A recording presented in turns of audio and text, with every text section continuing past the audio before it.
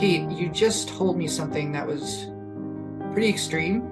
And I guess the first thing I'll say is I think you're really brave for telling me that and kind of starting our conversation with that story. So I give you a lot of credit for that.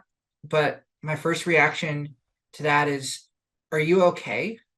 Yeah, I don't know, to be honest, Melissa. I was hoping talking to you about it would really help, and I think it has, but I guess I'll share it with the audience as well.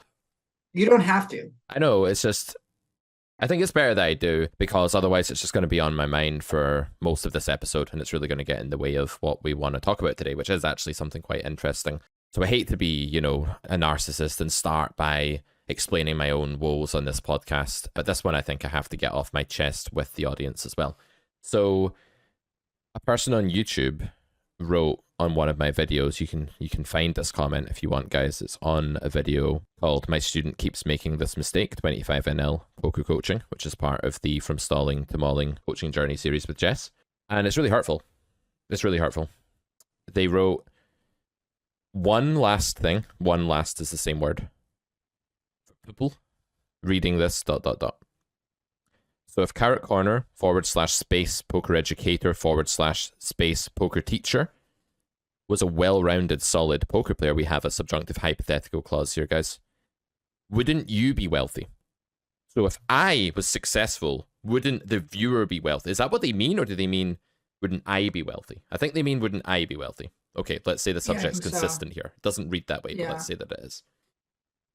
Your living /space streaming den paints a different picture, bud, ! And this is the worst part, Melissa. Don't see many pros living like that, ... Ominous. Wow. Yeah, so the sofa here, okay, there's a cushion on the floor. That's not very wealthy. I have a cushion on the floor. It's kind of embarrassing. But the sofa is, I think I paid like £1,300 for that sofa, and it's only a two-seater. That's like quite good, right? This wardrobe was here when we moved in. Haven't got rid of it yet. It used to be a child's bedroom. Carpet's quite thick fiber carpet. Nice new door. Door is new. Yeah, don't know what to say. I mean, I thought I was doing okay, but apparently my abode reeks of poverty and failure. And on that note, in today's episode, clearly, audience, you get the picture. I'm not actually upset by this. I do think it's very funny, though, as does Melissa. And I opened with it on our call because I just read it and it cracked me up. So shout out to you, person on YouTube, for making it to the podcast. But yeah, today we are actually going to talk about success and failure in poker. We're going to talk about how we measure these things, if there is a way to sanely measure these things. And we're going to get into that. So yeah, with that said, would you like to introduce the topic? Well, the first measurement is the quality of the streaming den. One has to have a high quality streaming den in order to be successful, or to measure your success. I've never heard that term before, but it's both terrifying and also accurate. So this is my streaming den. It's a lot of other things though too. It's a lot of other dens to me. It's also where I play computer games. It's where I, write to people on Discord, record podcasts. So it's just an all-purpose den, really. Some may even call it an office. No. It's definitely a den. You wouldn't call it an office. No, it's too impoverished to be an office. I mean, look at the state of the wardrobe that was here when we moved in. This chair was only a few £100. Only a few £100 for this chair. So it's not an office. I mean, offices cost millions, Melissa. This is a den. And do you have a window? Yeah, but you don't see it. So you would think I didn't. There's clearly no natural light. So we are going to talk about if this isn't how we measure the currency of success in poker, which I don't think it is. And I don't even agree that really successful pros have really palace-like streaming dens either, by the by. But if we're going to agree that this person isn't aware of how you measure success, then how do we measure success in poker? Tell me a bit about your own poker exploits recently, and have you been thinking much about how to measure success or God forbid, failure? I think that for me, so full disclosure, it's probably going to shock people, but I haven't made millions of dollars playing poker. I can tell by your podcast den that is definitely right. My streaming den is quite impoverished. If you're watching YouTube, you can see that. But I don't have a World Series of Poker ring, and my cash games I'm thoroughly low to mid stakes. So I'm not someone that has cashed a bunch of money in poker. But so I think that the idea of measuring my success by in any kind of monetary form feels premature and a bit silly. I don't play professionally. I don't make a living off of it. I guess I would put myself in the category of maybe like a serious amateur and someone that treats it as a business, treats it as a side profession, but certainly not anything that I could make enough money to live on. So I guess the idea of like the money side of it and how much money I've made doesn't really occur to me as a measure of success. I certainly look at my bankroll and see how that fluctuates. And I feel like if the month is over and my bankroll's more than it was at the beginning of the month, I definitely look at that as a successful month. I think that's one indicator. I don't think it's everything that would indicate whether a month has been successful. I think the money part is one part of it, but not all. What I think is more apparent to me, especially since I've really only been playing seriously for a little over a year, is how I perceive other players at the table and specifically how other people are playing. So before I kind of started studying and working with you and learning the kind of objective theory of poker, I didn't really know what a mistake was. So I would perceive a mistake being like, oh, I thought that the player had this hand, they actually had this hand, therefore I've made a mistake. Or I tried to bluff here and the person called, clearly that was a mistake to bluff there. Now I look at it much more objectively and think theoretically, was that a mistake in theory, or is that the correct move? Was that the correct play? Or was it correct in theory and maybe exploitatively it was wrong? So in other words, I think one measure of success is how I perceive my own play, and then watching the other players at the table, how they play, seeing, okay, that player maybe has a bunch of chips, but it's very clear to me that they're making blunder after blunder and just getting insanely lucky and the chips are going in their direction. Or a player who I maybe thought was really good, I now look at it as saying, you know, that's a regular in one of my games. I would now look at it and say, well, that person, I wouldn't say that they're a bad player, but they have a certain style of play and it's just not theoretically sound at all. It's based on a kind of a feeling, a kind of emotional way of playing poker, which is, you know, they may be really good at, but it's just a different style of play with me. So to kind of sum it up, the monetary thing for me at this point is not that important. What's more, I think, a bigger indicator of success for me is recognizing mistakes in my own play and, you know, areas where I'm doing well in my own play, but also recognizing that in others. And then also not just saying that person's a good player and putting them in that category, or that person's a bad player and putting them in that category, but kind of understanding that there's a lot more nuance to that analysis, both for myself and for others. Yeah, I love that last part. Like, we were at a bridge tournament, my girlfriend and I, at the weekend there, and it's a really tough field. We played against some players that we wouldn't normally come across just in our sort of local club that are like much stronger. And it's tempting when you sit with them and you can see that they're really strong players. It's tempting to think that everything they do is just right and everything I do against them is wrong. But actually, we won some matches against some tough players this weekend, and when we went away from it, we were able to say they made some very clear mistakes. Like in hindsight, like looking back, you can see where they went wrong, how we took advantage of it, and how we were able to prosper there. Then there were some other matches where we got totally smashed by good players, and it was like, well, there we can see how they found a really nice play that someone else may not have found that's more of our level. So people do have this like fluctuation in their level in any game, poker no exception, whereby some of their plays are really good, others are average for their level, and some are like their F game or G game or Z game. They're like very, very low down compared to their average performance. So I think what you've really said there is that when you first started playing, you were basically governed entirely by short-term feedback, by the results of a hand.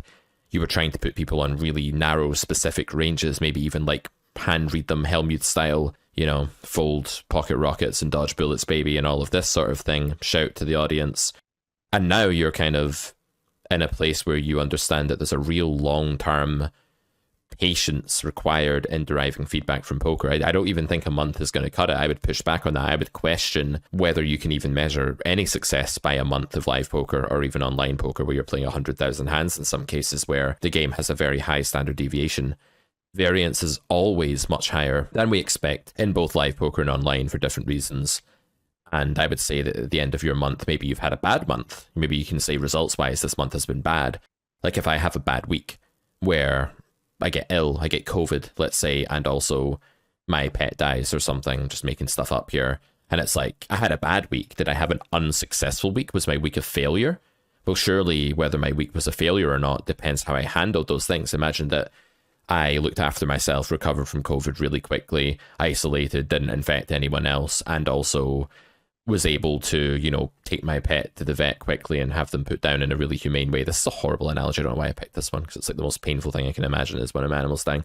But yeah, like you'd still want to say that week could be a success, right? Mm-hmm. So I wonder if you could switch to saying, again, being the sort of the vocabulary police here, as I always am within poker. It's funny because that's like the thing I hate the most in pop culture right now and in politics right now.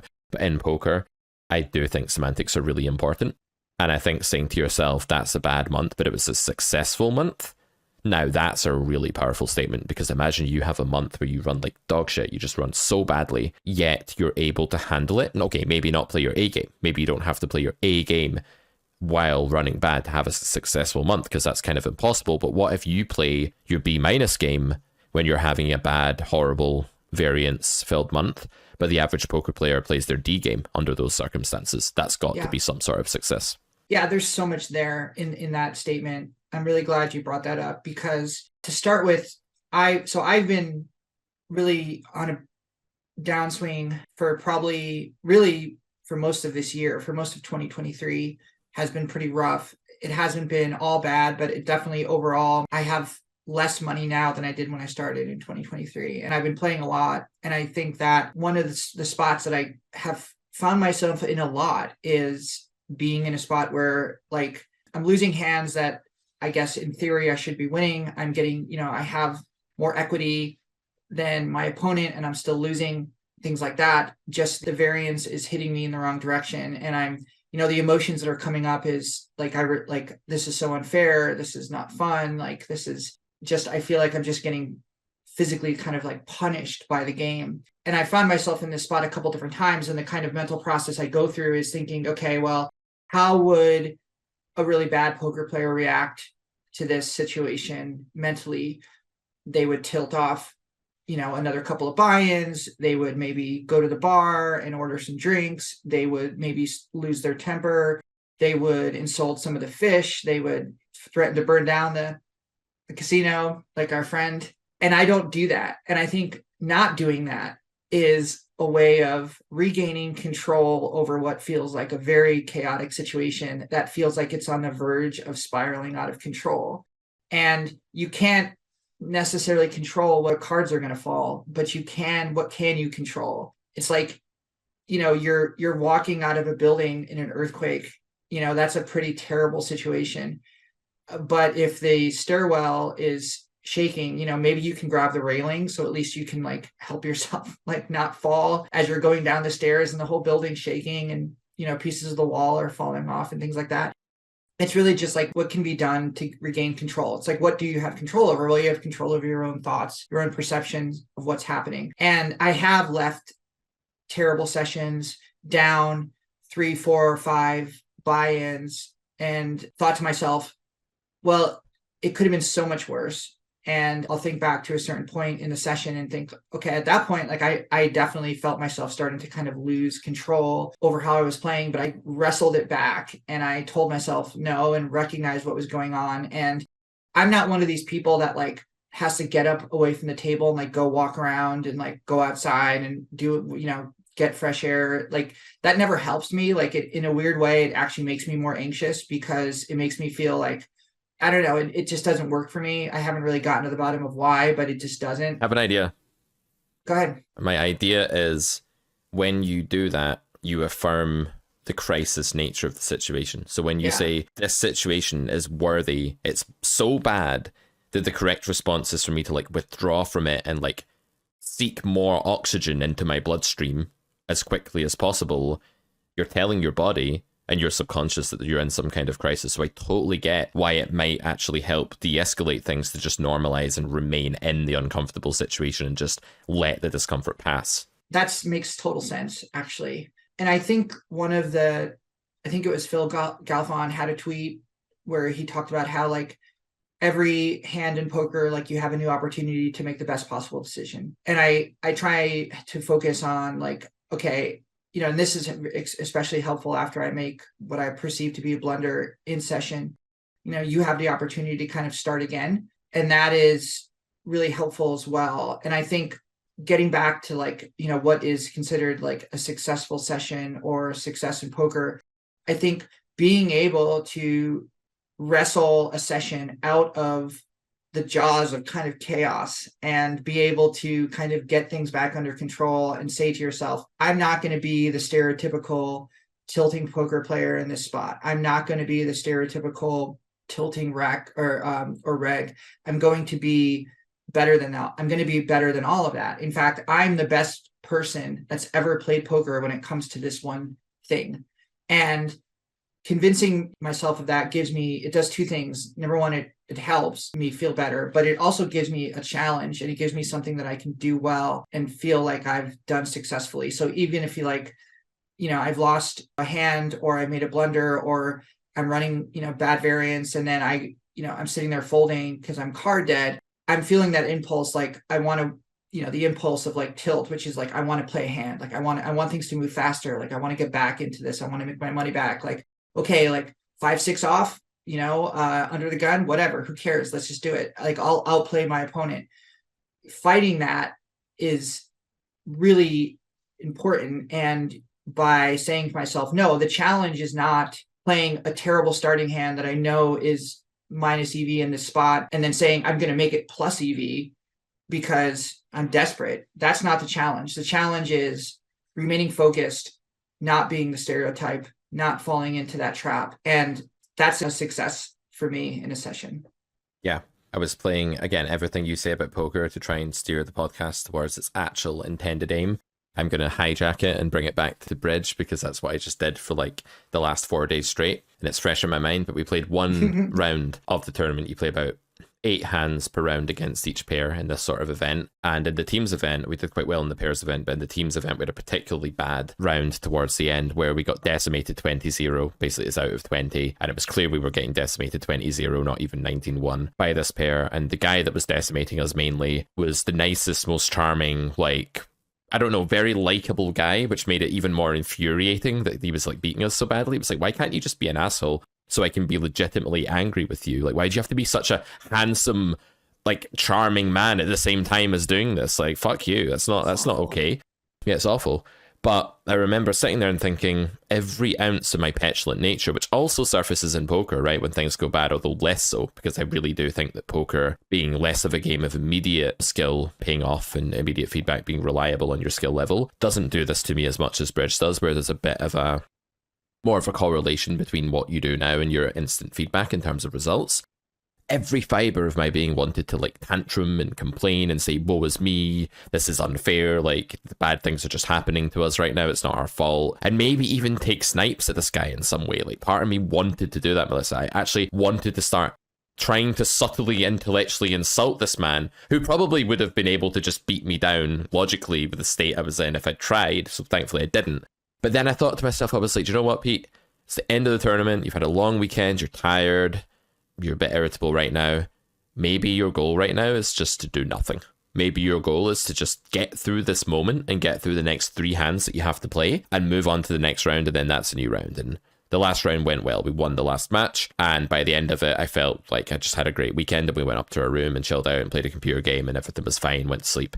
Perfectly fine time, like no problems at all. I had a really positive weekend. But in that moment, chaos was ever so slightly there. It was too close, and it was that invasion of the chaos monsters into your head and onto the bridge table. They were there, and there were 2 options. There was like start acting like a petulant brat, where your self-image is then going to shift to that, because when you do something at the poker table, the bridge table, in life, your self-image adopts that persona, right? So if you're in the card room, you told me a story about how you were like a bit too rude to someone who won a pot from you a few weeks ago. I don't think you told me on the podcast, but your self-image momentarily starts to become that person. I know that's not you, right? When you were like a bit snarky with that person, but your self-image starts to become that. And the longer you endorse that, and the longer you go down that road of feeding that persona, you become that person. So if you start tantruming and you're throwing stuff across the room at your spouse because you're angry about something, you adopt the persona of a belligerent, horrible child temporarily until you can come out of it again. So not succumbing to that chaos, not giving in to the chaos, and not becoming part of the chaos. When you swim with the chaos of tilt, you go with the current and you become a tilted person for a long time, perhaps. Hours, days, weeks, months, a whole career. It can happen. But when you fight back and you swim upstream, you say no. You restore order and you force order. I love the word wrestle. You were wrestling with it. You were physically imposing yourself upon the chaos in order to tame it and restore order. And in doing so, you readopt the persona of the ordered poker player. I also love the part about your quest in this moment is just to be better than all the other people at handling this. It's like in Duplicate Bridge, final bridge reference, I promise. Everyone's dealt the same hand. And if there's a bad situation that comes up, it's not objectively bad. It feels awful. But everybody else in your situation has that as well. And it's about who can deal with it the best is going to win there. It's not about the cards you're dealt there. It's about what you do with them. Yeah, it's a powerful thing to just remember that every spot you're dealt mental game-wise, so are lots of other players. Everybody has been where you currently are. Every live player I've ever known has had a 3-month downswing, especially if it's not their full-time job, which with you it's not. It's not a large sample. And yeah, you're right. If you can handle that situation better than everybody else does when it happens to them, you come out of that on top. And I think you're doing a really good job of not being that cliched, tilted player threatening to burn down casinos. No, I'm not. I mean, I'm early in my career, so anything's possible. But then again, so that's even more impressive, right? Because it takes years sometimes to hone the skills to do that. Yeah, that's true. So one of the things I wanted to talk about today too is that I like reading a lot, and I actually find that to be pretty kind of like comforting. You know, in the last couple of months when I've been going through this downswing, reading like non-poker related material, things about, you know, whether it's nonfiction or philosophy or things about failure and success, you know, these kinds of themes, which obviously is there's libraries of material on these topics. And I think the nice thing about poker, being a poker player, is that what you experience on a technical level is obviously very specific to poker, but the emotions that you experience are, I think, in a way, like a live session can be almost an entire lifetime of emotions distilled into a couple of hours of play. And you experience these kinds of roller coasters. And, you know, a really stark example of this is like I was playing on Saturday night and I was down 3 buy-ins and I managed to get it back. Literally like in a couple of maybe like 45 minutes, like my session went from being like, okay, this is like another bad session, to being like, okay, this looks like it's going to be somewhat manageable. And then like 2 hands later, someone like flopped a set and I flopped 2 pair, and, you know, the way that kind of the flow of the game was going, like I just didn't fold when he jammed for my entire stack, and it was back down again. And those extremes of like going from everything's okay, it looks like it's going to be good, to like, no, it's not, is very difficult to manage. And in the moment can feel very overpowering. And so I think like when we're talking about success versus failure, one of the things that is good about failure is that I think in a lot of ways it teaches you more maybe than success does.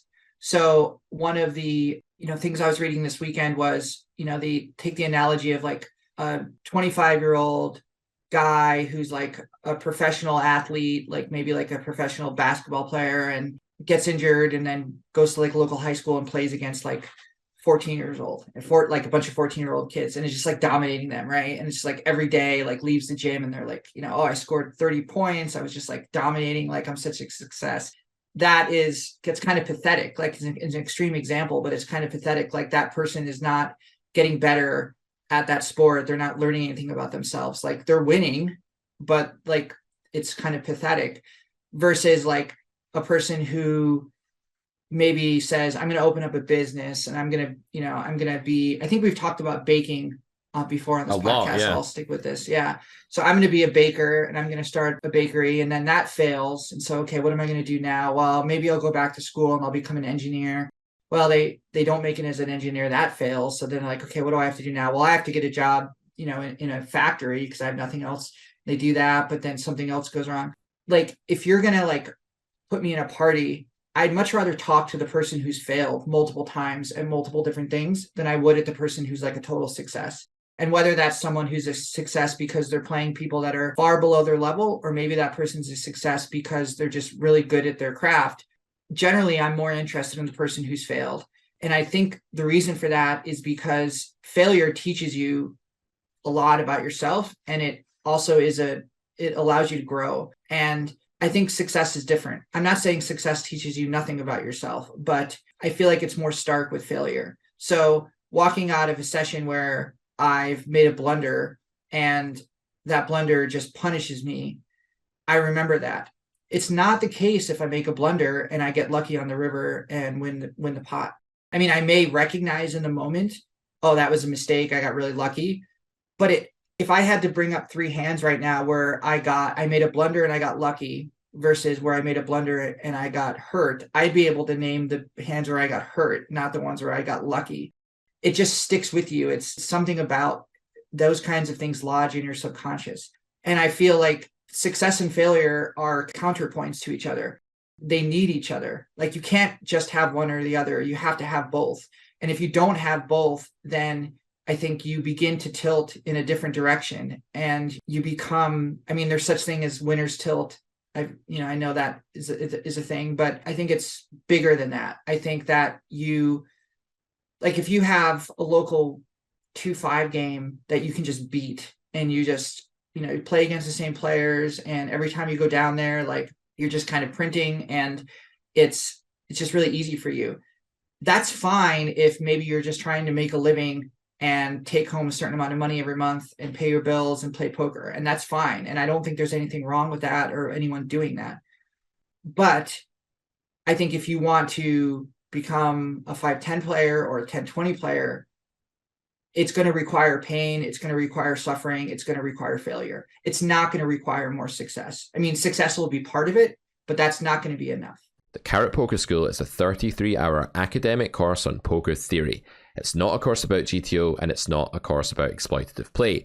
Poker theory is much more important than both of these things initially, and it is the bedrock on which your game will eventually rest. But what does it mean to talk about poker theory, and what is the key distinction between these 3 things? GTO is the answer at the back of the textbook. You can look it up, but that doesn't mean that you know how to solve the equation. Playing a GTO strategy is basically impossible for a human, but if you could do it, what it would mean is that you couldn't be exploited by anyone.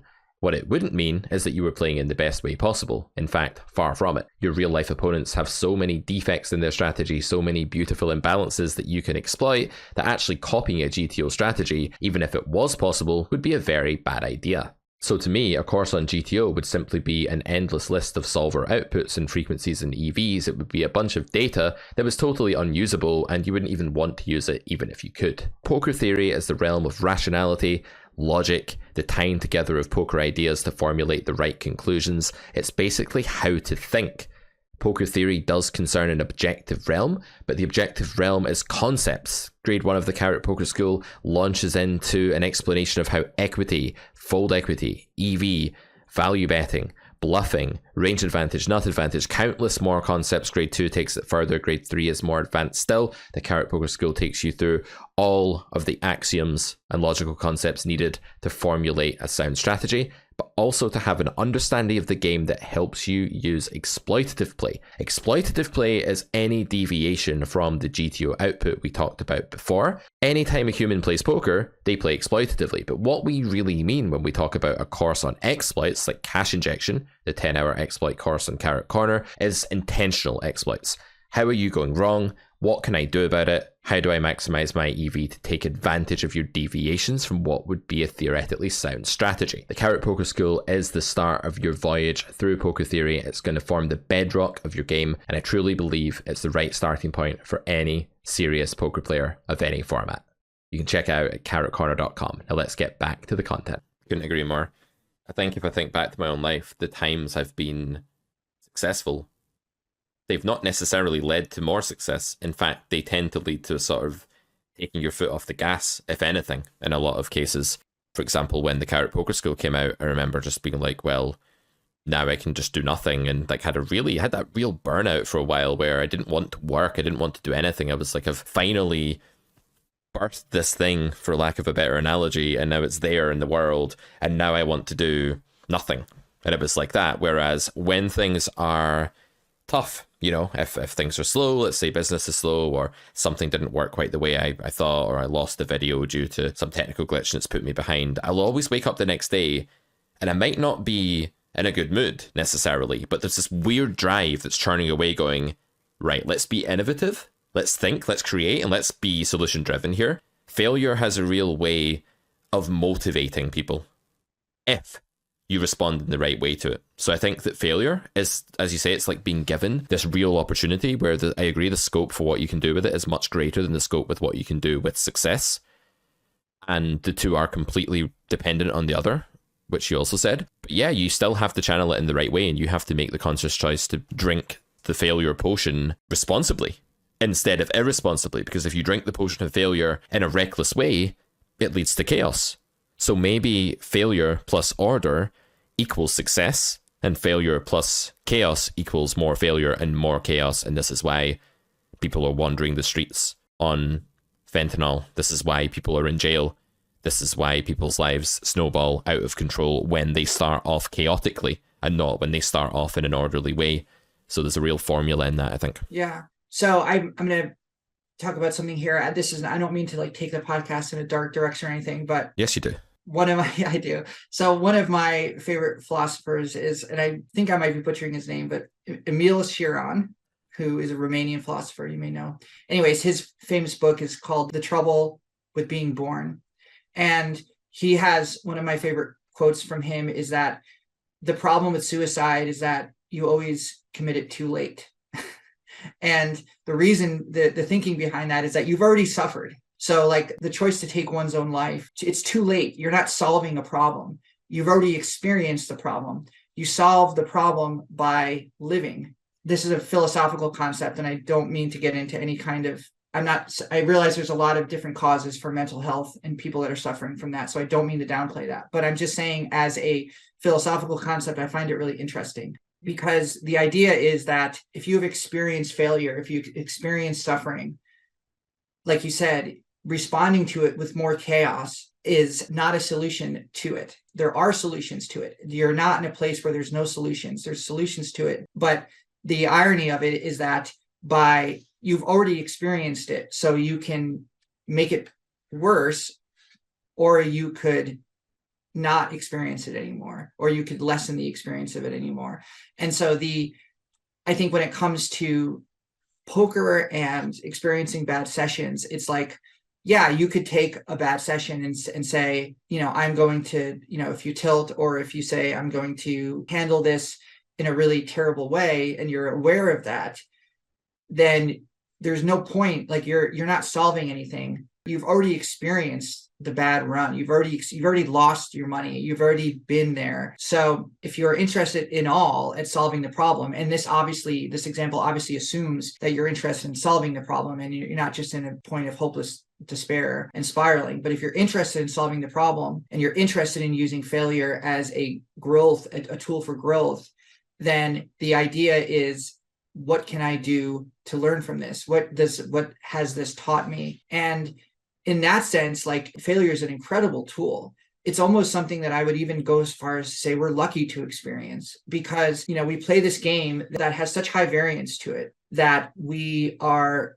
lucky to, I think, get into situations where that variance works for us. So it's like, imagine if like you could say, I'm trying to think of a way to tie this into something practical, but if you could say like, I'm going to allow my bad luck to work for me. I'm going to monetize my bad luck in a way.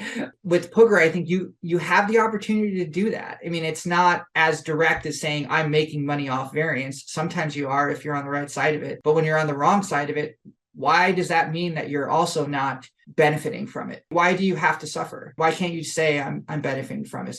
Obviously, no one likes losing a pot. I'm not saying we're robots about it. I certainly have gotten in situations multiple times, like recently, where, I just got killed by the deck, and it hurts and it sucks, and it's not anything that you can talk yourself out of.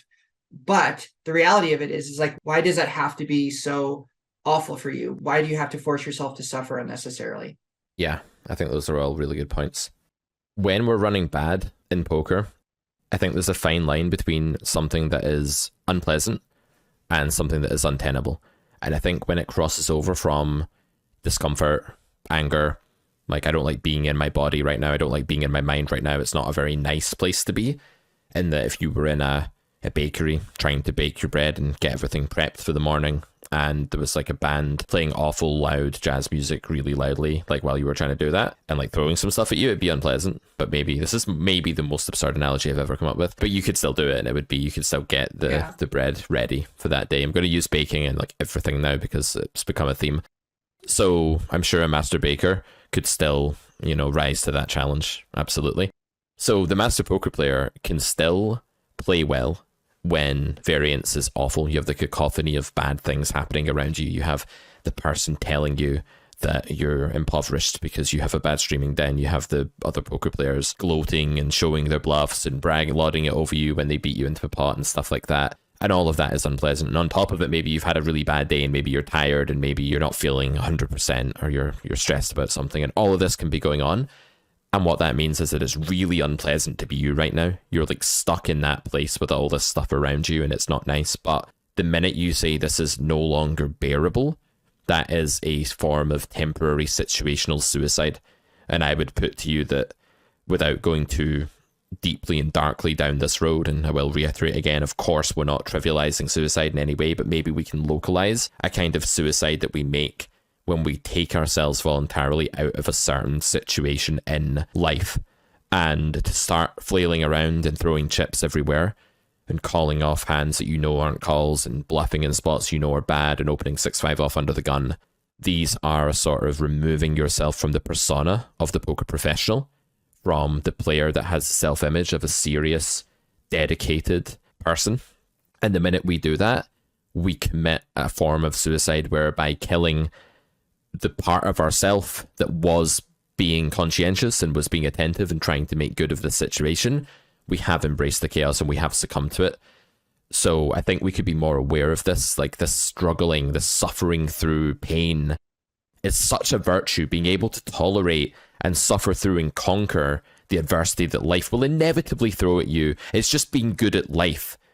Premise 1, adversity is completely guaranteed in life.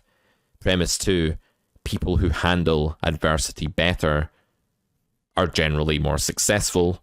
Premise 3, conclusion, it's essential to be able to handle adversity better if you want to be good at life, because it's guaranteed in premise 1 that you will get adversity in life. So the same is true in poker. You could apply the same argument, localize it to poker. Adversity is guaranteed. Sessions like the one you experienced on Saturday night, and much worse, are guaranteed. To not work on the skill, to be a fair weather fighter, to be a glass cannon. Don't know if you've heard that expression, glass cannon, it's from gaming. So glass cannon is a player in a game or whatever that's very good when things are going their way. So they do a lot of damage. They have a high output. They're like the AD carry for any of you that play TFT or League of Legends. They're like the Miss Fortune. But when they get hit, they die very quickly. They don't survive. And I've been one of these my entire poker career, that when I'm having a good session, I am honestly very, very good at accessing my A game. When I'm running good, I'm an absolute beast. I'm a machine. I'm an optimal version of myself. Like, no questions about it. That's one of the things that I don't feel even arrogant about saying, because it's just true. But when things start to go wrong, I can fall from that A game very, very quickly to like a B- or C game extremely fast, and then the A game is no longer accessible to me. And I think that the skill of being able to handle adversity and still play well, maybe not play your A game anymore, that's fine. And there are other players, by the way, that are the opposite. They play better when they're not running really well. They suffer from that winner's tilt. Never been a thing for me. I don't even relate to it, but I know it's a thing for some people. But the players that can really handle adversity and can sit there and just play their B- game instead of their D game when they're running bad, the long-term dividends of that are so huge, because I'll tell you what, about a third of the time you're running kind of meh, like a bit bad, a bit good, or just completely neutrally. Sometimes you're running really well and sometimes you're running really badly. So if we say like a third of the time you're running really badly, which I think is fair, I think people in poker will agree with me that that's about the case. A third of the time you're running really well and a third of the time it's somewhere in the middle. Well, a third of the time if you're playing like utter shit and shattering into 1,000 pieces of glass, yeah, you're not going to get very far. And I actually think being able to survive the storm is much more important than being able to thrive in the sunshine when it comes to poker, though I think there's an element of necessity to both. Yeah. I think one of the things we get to do in poker that I suppose we get to do it in life too, but I think it's more stark in poker, is we get to create our own value systems. It's almost like we get to create our own morals. So you can go into a poker session and say, as a player, or not even a session, just say, this is what I care about as a player. These are the things that are really important to me. It's like people on Twitter that are like faith, family, guns, or something like that. You know, like the people that are like, these are what's important to me. And when poker, like, we get to do that. So like you get to say, like, here's what I really value above all. I value being a professional. I value maintaining my cool. I value, no matter what happens today, I'm not going to be rude to someone. I'm not going to have an outburst. I'm not going to, all of the things we're talking about. I'm not going to tilt. And by tilt, I mean, like, it's an umbrella term, all the behavior that goes along with that. Like, that's my value system. That's like my faith in my family. It's like top of the line, right? And then underneath that is like, okay, I'm going to play as technically proficient and sound as I can. Okay. Now there's going to be problems with that second tier because, playing technically perfect is very, very difficult, if not, almost impossible on some days. But I'm going to try to do that as best I can. And I may make a few blunders, and if I do, then okay, I've violated that second tier value, but it's not a first tier value. I'm not committing murder. I'm not doing something that's violating some, like, the highest moral code. I'm violating a moral code, like people that, they say, well, I'm going to try and be honest. I'm going to try and tell the truth. It's like, that's really important, but you can't tell the truth all the time. I mean, you can't, like, if your boss comes over to you and says, like, I need you to do this, you can't be like, no, and I'm not going to do it because you're incompetent and da, da, da, da. Like, you have to hold your tongue at some point, but that's a second tier value, and there's nuance to that. So there's like the values that you will never under any circumstances break, and then there's the second tier values that require much more nuance and responding to the situation. Just like you wouldn't lie to your boss in certain spots, you have to be, you have to play exploitatively based on the situation. So I think, like, we get to do that. We get to make those tiers of value in our own game. And I think it's different for everyone. And I think, like, yeah, everyone can say, I'm good, my highest tiers, I'm not going to be cruel to people. But what does that mean, for you in your own game? I think, like, it's different for everyone. And I think it's personal. And I think what makes it personal is exciting, because it's like we get to design our own little world of, like, what means something, what's important to us. And by doing that, I think that's a really strong armor to kind of bring with you to a session. And then, maybe like the lowest tier is like, I'm going to quit this session if it starts going poorly. And it's like, okay, what does that mean? We could have an entire show about when is the right time to quit a session. It's like a very difficult, I think it's like I actually think it's like one of the most difficult things in poker that no one really talks about that much. But regardless, I think that that's like a value that maybe you could say, well, I'm going to try and do my best to get up and walk away from this game at the right time. So that's an incredibly vague term, but that's okay because it's not like a first tier value. Yeah, I love it. So you have a pyramid of values. The ones at the top have to be really explicit and crystal clear. The ones at the bottom can be more like vague principles because they're going to get broken more often anyway. So it's okay for them to be a little bit more defined. Yeah, I really like it. I like the whole libertarian aspect of, like, if we all define our own values, then we do what's right for us. And we sort of, there's a real utilitarian kind of benefit to that the greater good is likely to come around if we're all doing what's right for us, and with a view to the outside world as well, of course, not a completely inward egoism or something like that. But yeah, it works at the poker table too, and that if more of us had the value of being a professional and not falling apart and conducting themselves in a way inwardly and outwardly in which they would in a career as a business owner or anything like that. Like, things could go wrong for me in business, like, let's say my editor and assistant who's editing this right now and does loads of stuff for me and helps the company immensely. If she turned around to me tomorrow and said, you know what, Pete, I'm done with Carrot Corner, I'm going to go do something else now, I'm starting a job, blah, blah, blah, which could happen. If that happened, that'd be a huge blow, right? Huge blow. But I wouldn't, like, start tilting in that call. Like, I'm picturing this call, And I wouldn't start like shouting at her. I wouldn't be like turning the computer off, kicking the computer, burning my house down to take the Helmuthian like comparison here. It's like, babes, why did you burn down the house? Oh yeah, I got some bad news at work, so burn the place down, you know. Trying not to do those things wouldn't even be an effort for me because I'd be in professional mode and I'd be like, look, I'm really sorry to hear this, but we'll cope. And I'd be like, wow, this is a hard pill to swallow and blah, blah, blah. But I'm not going to start crying or start shouting. But if I was on my own playing a computer game that I've been playing for 6 hours in a room, I tend not to do this anymore, but I did this when I was younger, eating pizza and drinking beer and not taking very good care of myself, I'm probably going to start and I lose like one game too many, or then the internet connection dies, I'm probably going to start like flipping my chair over and kicking stuff. And we've all seen the memes of like the guy literally grabbing his keyboard and smashing it to pieces. His headset falls off. Then he's got the audacity to like calmly adjust his headset as soon as he comes out of the rage. That's my favorite part of that GIF, by the way, is when he calmly adjusts it. But yeah, in all these scenarios, like there's a reason we don't react that way. There's a reason we don't fall apart under the weight of the adversity. And that's that there's a real societal expectation upon us not to fall apart. And when the expectations of society are resting on your shoulders, you no longer feel that it's okay to act in these ways. It's like a good parent is someone who can take the adversity thrown at them by the world. My dad is very good at this and was always very good at this. And I thank him greatly for that when I was growing up.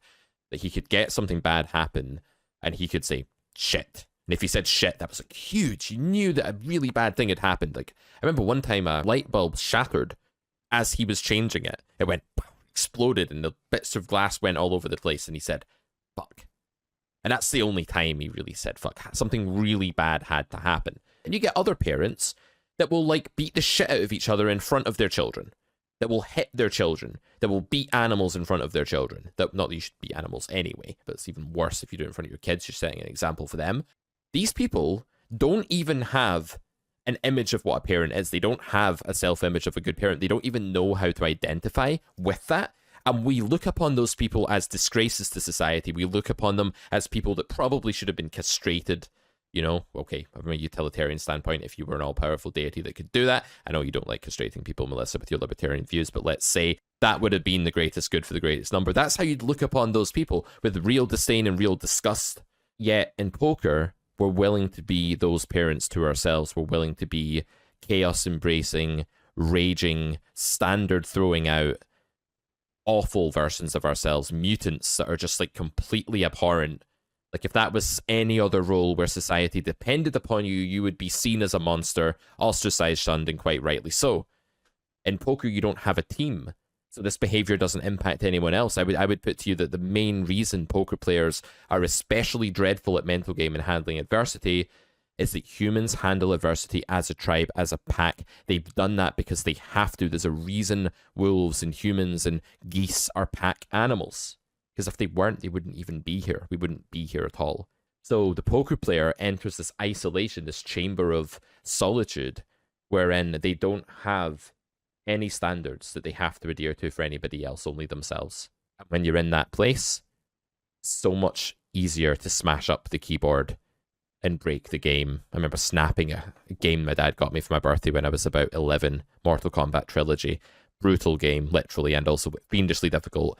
And after like the 80th billion time of trying to beat a boss and I couldn't, I just opened the console, took the disc and squeezed it together in my hands and shattered it all over the place. That was chaos. Then I swept the disc under the bookshelf to be found years later when we were moving out. I didn't even have the order to put it in a bag and get rid of it. That was utter chaos. And if I'd been with my friends, had my dad been in the room, had anyone else been there, I'm not going to do that. So poker players destruct. When they're running bad, they self-destruct. They play for hours and hours and hours, and then they say to me in sessions, oh yeah, things are going dreadfully. I'm down X buy-ins. I'll say, well, how have you been playing? They'll be like, well, not my best, but that's not really the point. And I'll say, is it not the point? Let's take a look at your play. And they've played like absolute bozos. They've played like absolute baboons. And they've done it for like 25,000 hands repeatedly.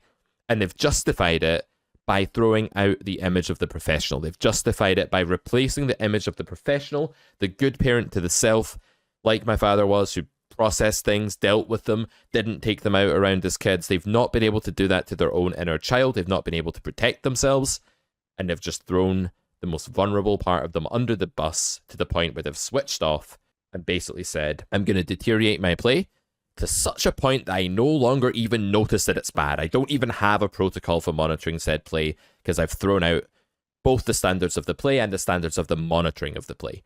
And I think this is why people underperform. I think this is one of the biggest reasons why people underperform in poker. Yeah, I think that's so right.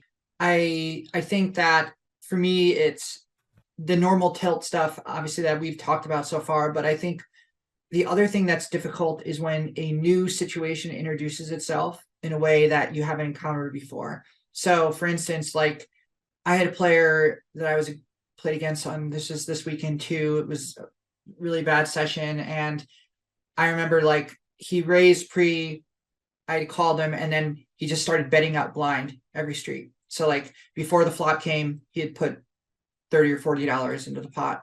Before the turn came, he had put $120 in the pot without even seeing what the card was. Okay. This is a situation. And I had pocket eights. And so it was kind of just the way that the cards played out. It was kind of in the middle of my range. And I had not encountered that situation before necessarily. And I didn't know much about this player. And it was kind of a new experience for me that a line that he just been taking specifically against me. And I ended up losing the hand, calling him down to the river. And he had hit the flop with the queen, and it was really difficult for me to deal with that in the moment because I thought, gosh, like this is something I should have folded, but how could I have folded it? He was, taking this really odd way of playing and and it was like, this guy was just like pure gamble and how he was playing. But I remember it being really difficult because it was something that I had not experienced before. And I didn't know in what bucket to place it. But I mean, like, is this a mistake or is this something that was not a mistake, or was I reacting well? Like, it was just so weird and so foreign to me that I just kind of had to just like ignore it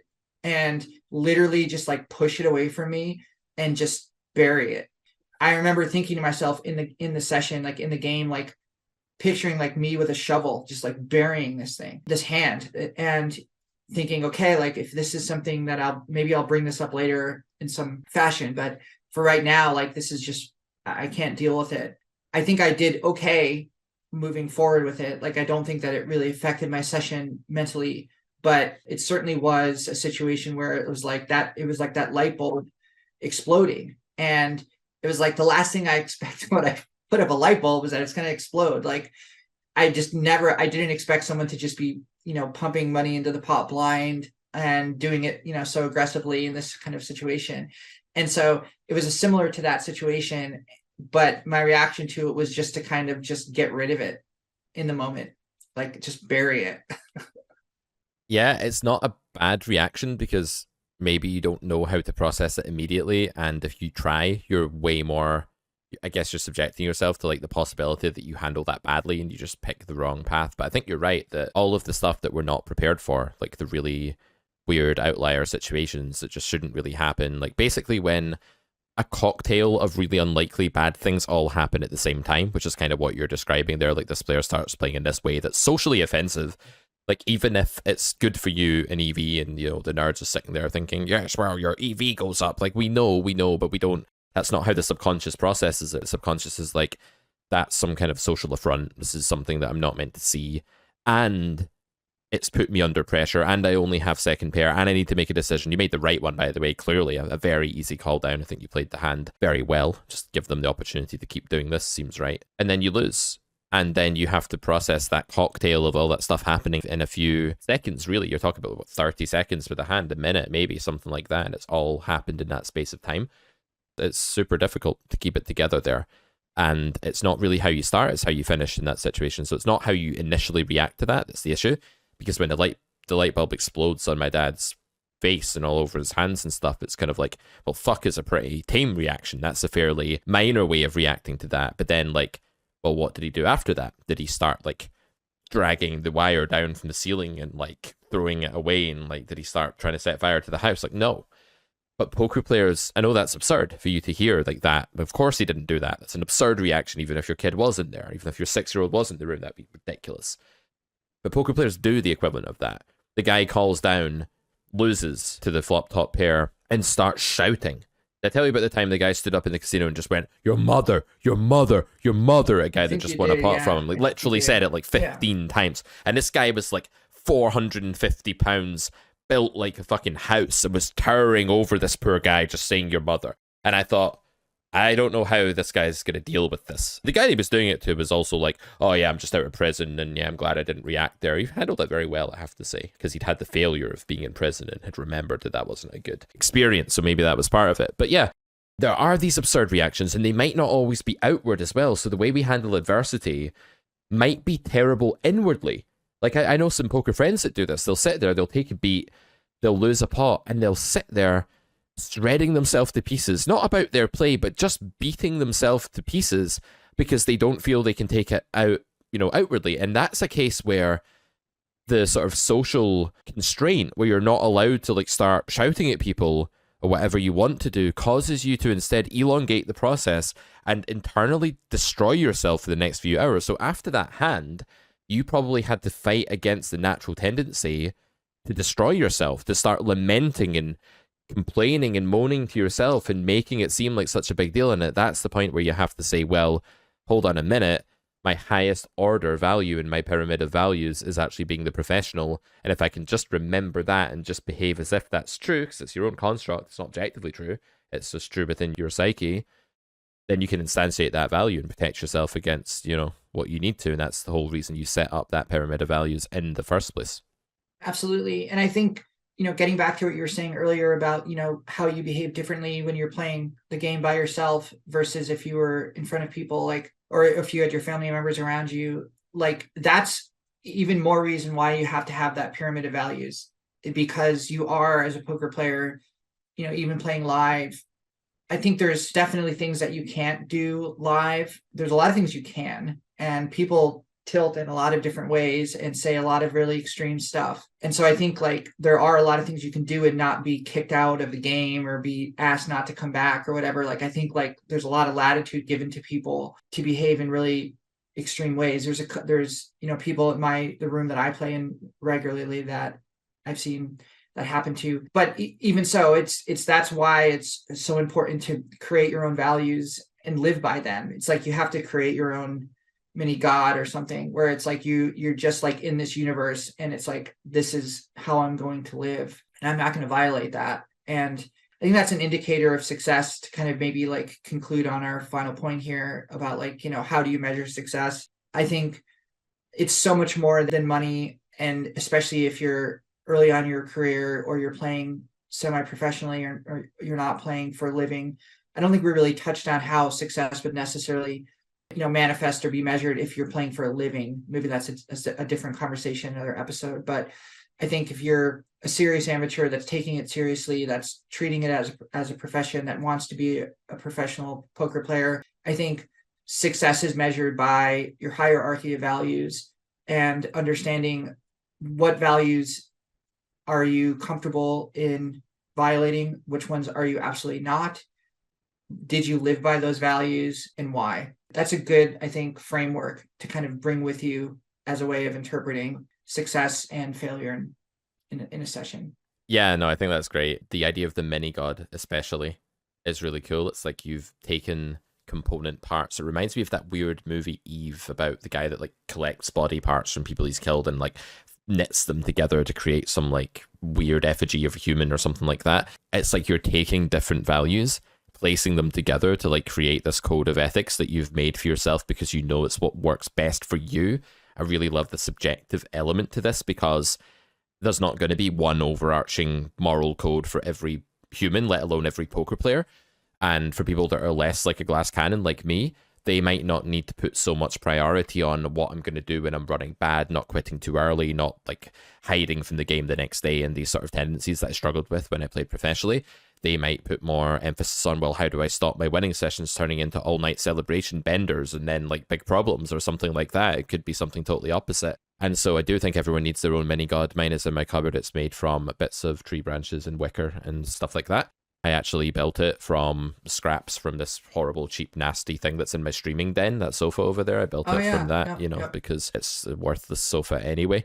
So yeah, even as someone who hasn't had any success in my career and lives in a streaming den, this has been really helpful, this conversation, and I hope that I'll be able to take the feedback on board and one day make something of myself for YouTube and for the comment section there.